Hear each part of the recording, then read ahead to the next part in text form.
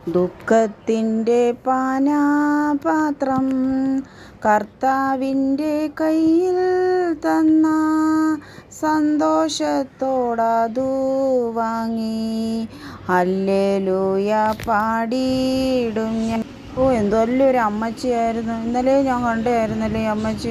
എന്തോ പറ്റി, പാവം, കഷ്ടമായിപ്പോയി. ഇന്നലെ ഞാൻ കൂടി സംസാരിച്ചതാണ് വന്നിട്ട്. ഒരു കുഴപ്പവും ഇല്ലായിരുന്നു അമ്മച്ചിയാ. പെട്ടെന്ന് എന്തോ പറ്റിയെന്ന് ആർക്കറിയാം. ആരോട് വല്ലതും ചോദിക്കും. അയ്യോ, കഷ്ടമായിപ്പോയി. എന്നാലും ഈ തള്ള എങ്ങനെ സംഭവിച്ചു ഇത് ഞാൻ അറിഞ്ഞില്ലല്ലോ. ഇങ്ങോട്ടൊന്ന് വാ, ഒരു കാര്യം ചോദിക്കട്ടെ. ഇങ്ങോട്ടൊന്ന് വാടി, ഒരു കാര്യം ചോദിക്കാനില്ലയോ? എന്തോ സംഭവിച്ചതെന്ന് അറിയാനില്ലേ നിന്നെ ഈ വിളിക്കുന്നത്. അവളവിടെ നോക്കിക്കൊണ്ടിരിക്കുമോ? എന്തുവാ കാര്യം? എന്തുവാ എന്തുവാ? എനിക്കറിഞ്ഞുകൂടാ. ഇന്നലെ ഈ പെണ്ണുമ്പിള്ള അവിടെ അങ്ങോട്ട് ആഹാരം കഴിച്ചിരുന്നപ്പോൾ തൊണ്ടേ കുരുങ്ങിയെന്നൊക്കെയാണ് പറയുന്നത്. ഒന്നും നമുക്ക് അറിയത്തില്ല കേട്ടോ. അങ്ങനെ അങ്ങോട്ട് സംഭവിച്ചെന്നാണ് പറയുന്നത്. ഞാനും ഈ രാവിലെ അറിഞ്ഞത്. ഇല്ല, എന്തോ പറയാനാ. പെണ്ണുമ്പിള്ള ഇന്നാളെ ഞങ്ങളുടെ വീട്ടിൽ വന്ന് ഈ പെണ്ണുമ്പിള്ള പ്രാവി ഞങ്ങളുടെ ഒരു ചക്ക അവിടെ നിന്നത് മൊത്തം ഒടിഞ്ഞ് മറിഞ്ഞു പോയി. എന്തോ പറയാനാ, അത് മൊത്തവും നശിച്ചു പോയി. ഇവർ പറഞ്ഞതിൻ്റെ പോയതിൻ്റെ പുറവേ എന്തോ പറയാനാ. ഇനിയിപ്പോൾ എന്തെങ്കിലും ചെയ്യാൻ പറ്റുമോ? അവനൊരു പ്രാവുന്ന തള്ളയായി ഈ പെണ്ണുമ്പിള്ള. എന്തോ പറയാൻ, എന്തോ കഷ്ടമായി പോയി. എന്നാലും എന്തോ ചെയ്യാനാന്ന് പറ. ഇത് ഇന്നാൾ ഞങ്ങളുടെ വീട്ടിലോട്ട് വന്നായിരുന്നു ഇവർ കേട്ടോ. അന്നേരം ഇവർ പറഞ്ഞു നമ്മുടെ വർഗീസ് അച്ഛൻ മരിച്ചു പോയില്ലായിരുന്നു. പുള്ളിക്കാർ മരിച്ചു പോയ കാര്യം പറഞ്ഞപ്പോൾ പറയും ഞങ്ങളുടെ അപ്പച്ചനില്ല, ഞങ്ങളുടെ അപ്പച്ചന് പ്രായം ഒരുപാടുണ്ട്, ഒരു കുഴപ്പവും ഇല്ല, ഞങ്ങളുടെ അപ്പച്ചന് ഇളയതായിരുന്നു വർഗീസ് അപ്പച്ചൻ. ഇങ്ങനെയൊക്കെ ഈ പെണ്ണുമ്പിള്ള പറഞ്ഞത് കേട്ടോ. എന്നിട്ട് ഈ പെണ്ണുമ്പിള്ള പറയുമോ ഞങ്ങളുടെ അപ്പച്ചന് അത് കൊടുത്തു ഇത് കൊടുത്തു എന്നൊക്കെ പറഞ്ഞിട്ട് അവസാനം എന്തോ ചെയ്ത് ആ കളവനെ തട്ടിപ്പോയി, ചത്തുപോയി ഈ പെണ്ണുമ്പിള്ള. അങ്ങ് പൊന്നുപോലെ നോക്കുന്നെന്നാണ് പറഞ്ഞത്. എന്തുവാ നോക്കിയതെന്ന് ആർക്കറിയാം? ഒന്നും നമുക്കറിയത്തില്ലല്ലേ. അപ്പോൾ അവർ ചത്ത് കഴിഞ്ഞപ്പോഴല്ലേ ഇവരുടെ തനി ഗുണങ്ങൾ നമ്മളൊക്കെ അറിയുന്നത്. എന്തോ എന്നാലും കഷ്ടമായിപ്പോയി. മരുമോടടുത്ത് ചോദിക്കാൻ ഇനി ഇത് അടക്കമൊക്കെ കഴിയട്ടെ. മരുമോടടുത്ത് ചോദിക്കാൻ ഇനിയിപ്പോൾ എന്തോ പറയാനാ.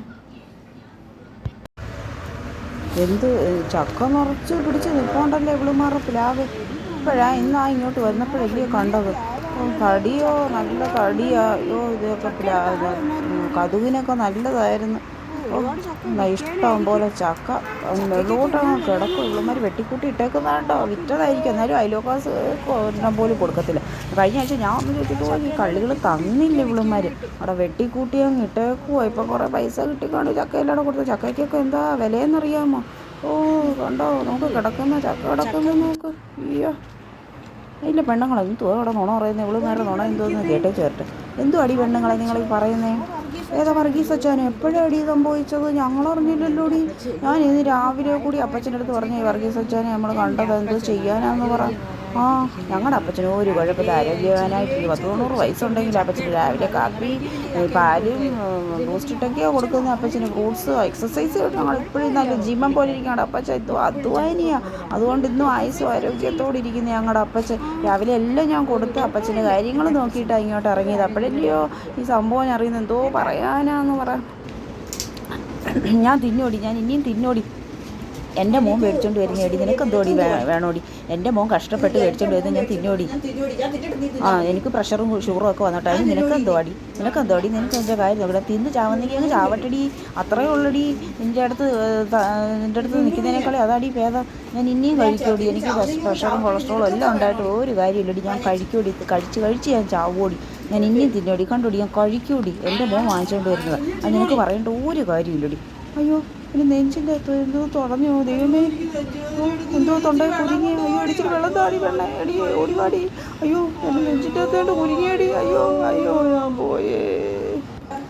ഇനി എൻ്റെ കാര്യത്തിൽ ഒരു തീരുമാനമായി. എൻ്റെ കർത്താവേ, എൻ്റെ ജീവൻ പോയി.